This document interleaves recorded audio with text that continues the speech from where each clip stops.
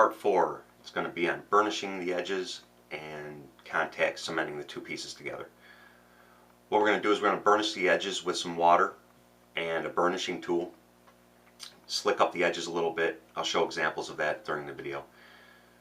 We'll use the water first with that. Then we're going to use some product called Edge Coat, paint the edges on it. And then we're going to burnish the edges one more time with a product called Gum Trag. And you can get that from Tandy Leather.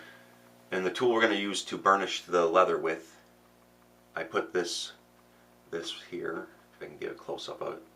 I put this into my drill press, and with a little water and heat, it burnishes the edges up really nice. Now they do sell burnishing tools. What I did is I went to Home Depot, bought a 1/2-inch oak dowel, took a rasp, put this in the chuck of my drill press, turned it on, and actually sanded or rasped these bevels out of it. Don't forget your belt slots. I use a small little piece that I think is from a sewing set actually, or a crocheting set, something like that. And this fits right into the belt slot, the belt loop, and it'll actually burnish the inside of that. We're going to get on with the process. Be back with you in a minute.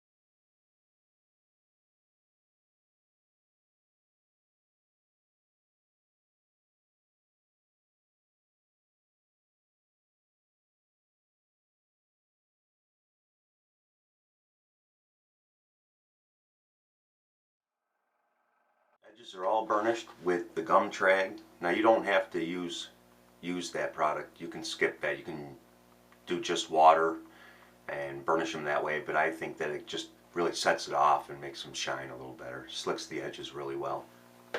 We're ready for the contact cement.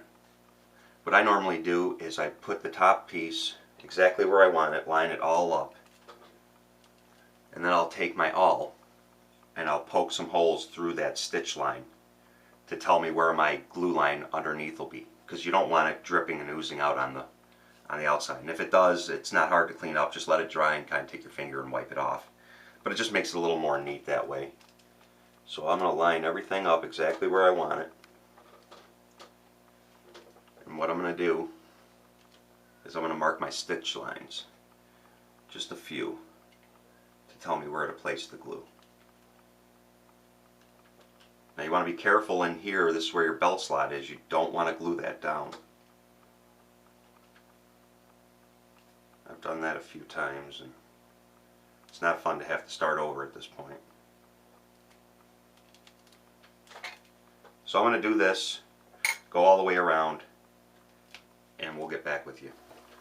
Alright, I don't know if you can see that, but now I have an outline of where I'm going to apply the glue. So let's get that going. I'm going to use contact cement from Tandy. You can use basically any kind of contact cement.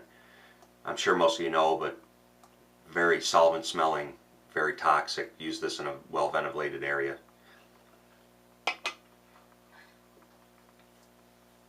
I went out in the garage and applied all the contact cement to both pieces. On the top piece here, I used my stitch lines. Hopefully you can see the difference in color. I use my stitch lines as a guide because I know that those stitch lines are going to be roughly an 1/8 inch from the edge of the where the belt would slide through. So put a good coat all the way around, and again, avoid this spot because that's where your belt loop and your belt slot are going to go. Applied them to both pieces. You can see the difference. Now with contact cement, you don't want to apply it to the product that you're using and just slap it together. You want it to kind of glaze over 10-15 minutes maybe. You want it tacky to the touch, but not enough to where if I touch this piece it would stick to me. So these are almost, see that? We want to let it go for a little while longer. This side's drying up nice. We'll be back, I'll put them together and we'll put some weight on it and let them sit. It's been about 10 minutes. These are ready to sandwich together. Now this is where it gets a little tricky. Contact cement, as most of you know, once you put it down it doesn't want to come back up. So what I'm going to do is I want to line these up.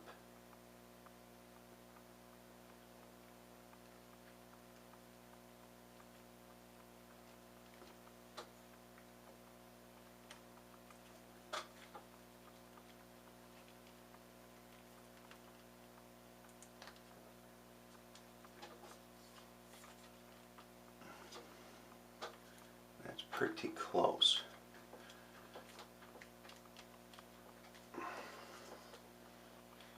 That's pretty close right there. I'm happy with that. Now I burnished these edges here.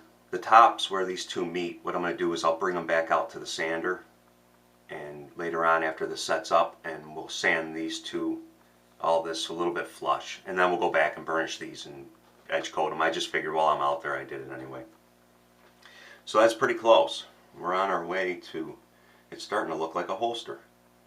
We're going to put some weight, some clamps on these. I'm going to let it dry overnight for about 24 hours and then we'll go on to the next process. We have the two pieces gluing up. I have them clamped and drying. I'll leave them like that for about 24 hours so they tack up really well. That'll do it for part 4. Part 5 will be on stitching and what I found in the last couple of weeks of trying stitching. This will be a lot of parts. I know there's a lot of different processes in trying to make a holster. I'm trying to keep the video short so you don't have to hear me ramble on and on. But that'll do it for this part. Thanks for watching, guys. I appreciate it. Hope everybody's safe out there, and I will talk to you soon.